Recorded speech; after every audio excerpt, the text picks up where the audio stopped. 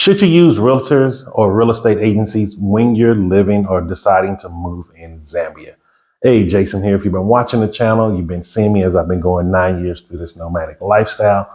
I'm now on my fourth country, third continent, residing in Lusaka, Zambia.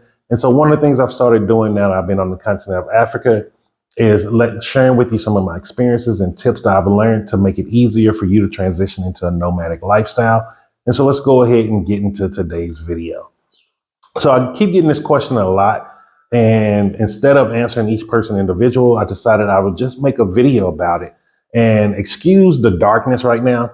It's low shedding right here, and it's just not good lighting because the sun is not out. And it's for some weird reason, I don't know if it's global warming or what, it's starting to cool down here.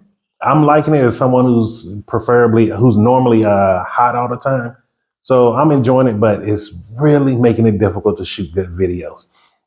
And so this question has always been asked that I'm always getting is, what are some real estate agencies or realtors that I would recommend?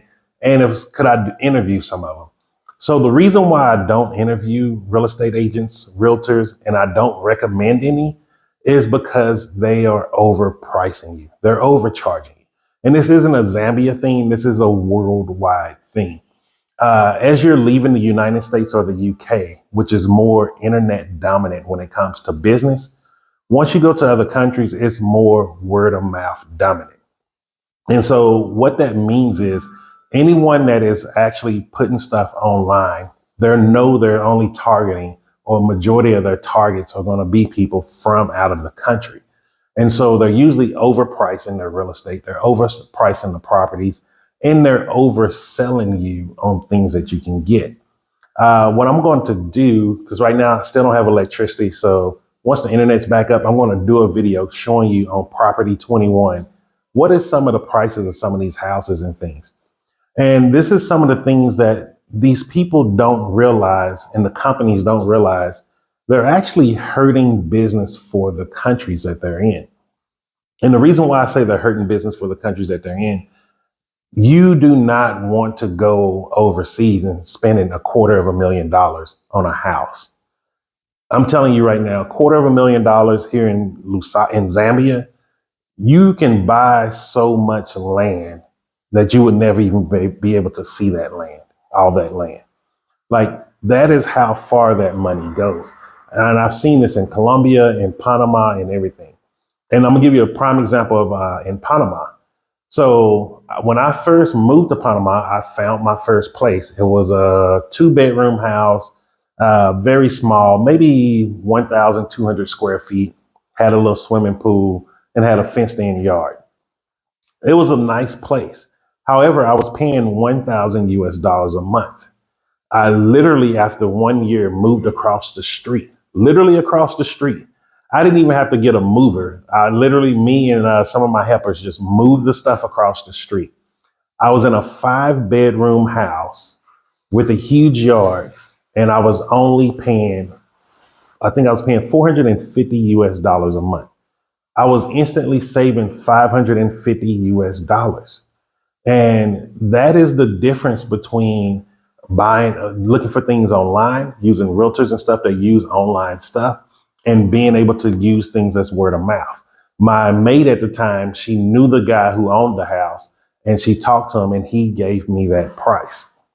And the same thing works here in Zambia. So it's a place called Kingsland Court. It's about a 5 to 10 minute drive from where I live. And I'm in Ibex, Meanwood. In Kingsland Court, you're probably looking at $1,400 minimum a month if you're renting a place there. And where I am in a 2-bedroom flat, 2-bath, well, 1.5 bath, I'm sorry, full kitchen, everything. And I paid $191 a month. Look at the difference of that. We're talking about almost a $1,300 difference. And it's because those places are marketing online. Those are the places, oh, if you're coming from America, come live here, live the dream. And the residents ain't even fully developed. They don't have the shopping center there. They've just stopped developing it. And so this is why I don't recommend realtors or real estate agents online, because you need to be on the ground and you need to build connections here.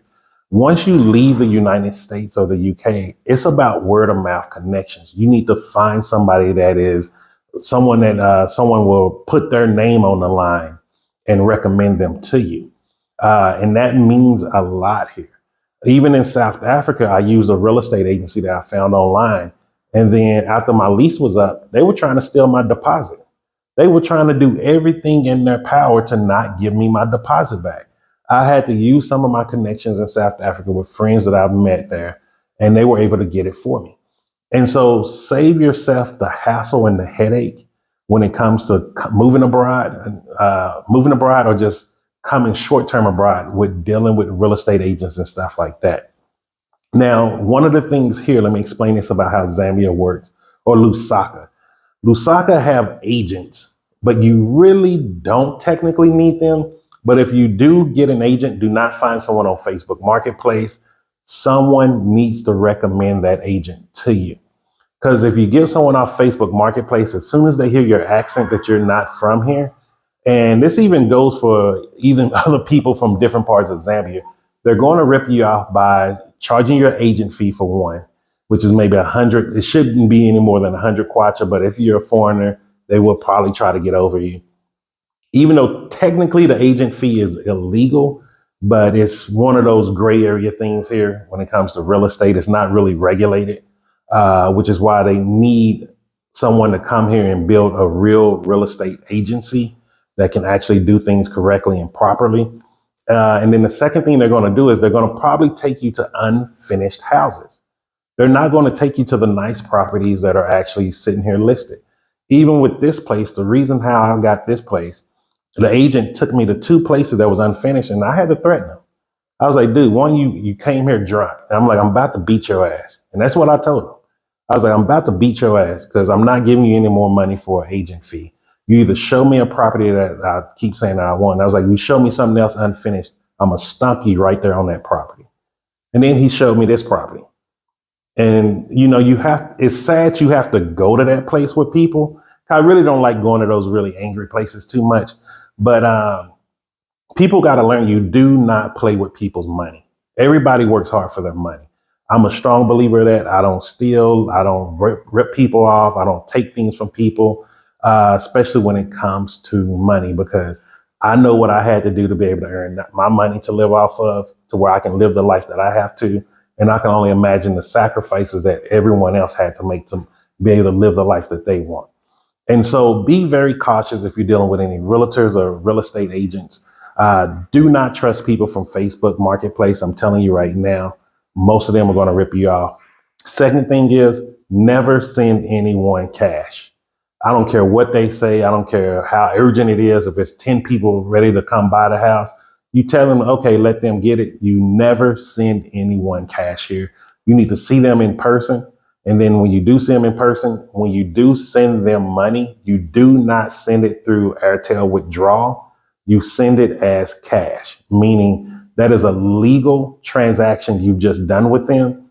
And whoever received that money is going to be the one that's legally responsible if anything goes wrong. And so I'm going to do more detailed in videos about this. And like I say, once the internet is up working, who knows when electricity coming back today, I will actually try to go through so you can see screenshots, things of that, and understand exactly what those things mean.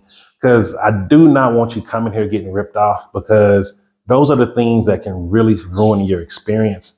And so just be mindful of that. And also be mindful of, before you really want to get involved into the real estate game, no matter what country you go to, make sure you start understanding the local economy. What do the average ordinary person looks like, and how much are they really paying? You may pay a little bit more than them, which is fine, but do not pay 3, 4, 5 times more than what the locals are paying. It inflates the economy, and it messes up things for a lot of people coming in the future. And it messes up things for locals too. That's one of the things that a lot of people do not get with business. Once you start ripping people off and overinflating your prices, you can't go back down. And so I just want to be honest with you about that. And these are just not problems with Zambia. This is problems with no matter where you go, no matter where you go in the world.